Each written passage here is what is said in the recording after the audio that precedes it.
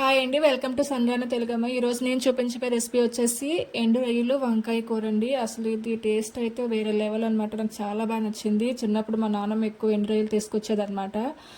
వారపు సంతులు ఉంటాయి కదండి, అక్కడ ఎండు రొయ్యలు తీసుకొచ్చేసి ఒక కుండలో పెట్టి దాచేది అనమాట. అలా వారంలో ఒకసారి నేను ఎండు రొయ్యలు కూర ఉండేది, నాకు చాలా నచ్చేది అనమాట. సో మళ్ళీ అదే విధంగా కావాలని చెప్పి నేను ప్రిపేర్ చేశాను. బాగా చక్కగా కుదిరింది.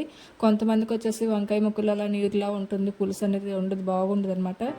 వాటరీగా ఉంటుంది, అసలు టేస్ట్ అనేది ఉండదు. చాలా మందికి మంచిగా కుదరదు అనమాట ఈ వంకాయ ఎండు రొయ్యల కూర అనేది. సో నేను చేసిన విధంగా చూసి ఒకసారి చేయండి, మీకు ఖచ్చితంగా చాలా బాగుంటుంది. నచ్చిన వాళ్ళు కూడా చాలా ఇష్టంగా తింటారనమాట. ఒకసారి టేస్ట్ చూస్తే మీరు అసలు చాలా ఇష్టంగా వండుకొని తింటారు చికెన్ మటన్ కన్నా. సో ఫస్ట్ ప్రొసీజర్ ఏంటంటే, ముందు ఒక కడాయి పెట్టుకుని ఆయిల్ వేసుకున్నానండి కొద్దిగా. సో ఆయిల్ అనేది హీట్ అయిన తర్వాత ఉల్లిపాయ ముక్కలు అనేది వేసేసుకుంటున్నాను అనమాట. ఉల్లిపాయ ముక్కలు చిన్నగా తరుగుకుంటే ఇంకా బాగుంటుంది అనమాట ఎగురి కూరకి ఎప్పుడైనా. సో ఉల్లిపాయల ముక్కలు, పచ్చిమిర్చి కూడా నేను పచ్చిమిర్చి అనేది చిన్నగా తరుగుకోవట్లేదు అనమాట. అది కూరలో కలిసిపోతే మళ్ళీ ఎక్కువ మంట వచ్చేస్తుంటుంది. సో అందుకని చెప్పి పెద్దగా వేసాను కట్ చేసి. సో ఉల్లిపాయ తరుగు వేసి కొంచెం వేయటం కోసం కొద్దిగా ఉప్పు వేసుకొని వేపుకుంటున్నాను అనమాట. ఈ ఉల్లి తరుగు అనేది చాలా బాగా ఎగిపోవాలన్నమాట. అది కొంచెం వాటర్ అంతా ఇంకిపోయి బాగా వేగాలి.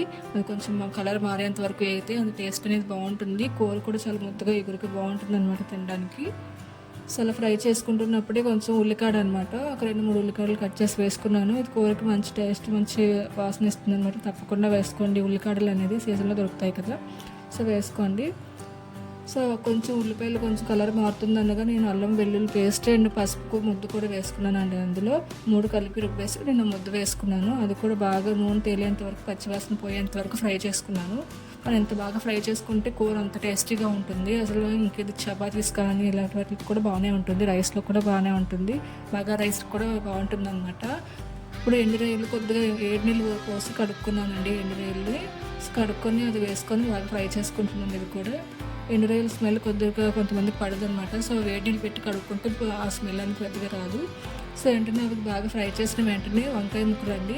నల్ల వంకాయల కన్నా తెల్ల వంకాయలు కొంచెం బాగా కూర బాగుంటుందని నాకు అనిపించిందండి. మీరు కూడా ఒకసారి ట్రై చేయండి. లేదు అంటే మీకు ఏ వంకాయలు అంటే అవే అవైలబుల్గా ఉంటే వాటితోనే ట్రై చేయండి. సో వంకాయ ముక్కలు కూడా కొంచెం చిన్న సైజులో కట్ చేసి తీసుకుంటే మంచిదన్నమాట.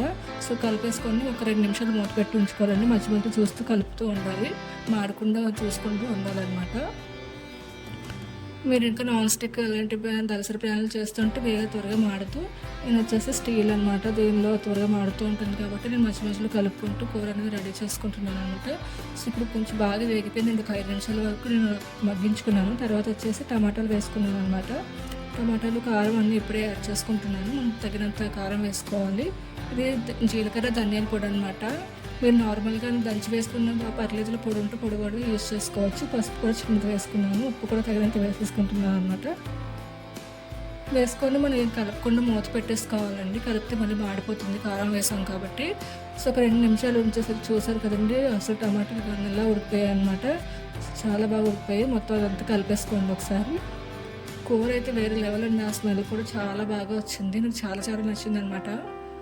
సో సింపుల్గా అయిపోతుంది, చాలా బాగుంటుంది అనమాట. ఇది నాన్స్ చపాతీల్లో కూడా బాగానే ఉంటుంది, రొట్టెల వాటిలో కూడా బాగుంటుంది. సో చూసారు కదండి, కూర అయితే చాలా ఈజీగా రెడీ అయిపోయింది. అసలు పెద్ద ప్రొసీజర్ కూడా ఏం లేదు. మనం ఉల్లిపాయలని బాగా వేపుకుంటే సరిపోతుంది అనమాట, చిన్నగా తరుముకొని. లాస్ట్లో కొత్తిమీర వేసుకోండి. వేసుకొని ఇంకా మనం సర్వ్ చేసుకొని చాలా బాగుంటుందండి. ఇది వేడివేడి అన్నంలోకి అయితే ఇంకా చాలా బాగుంటుంది. సో ఈ వీడియో మీకు నచ్చినట్లయితే నా ఛానల్ సబ్స్క్రైబ్ చేసుకొని షేర్ చేసి లైక్ చేయండి. Thanks for watching.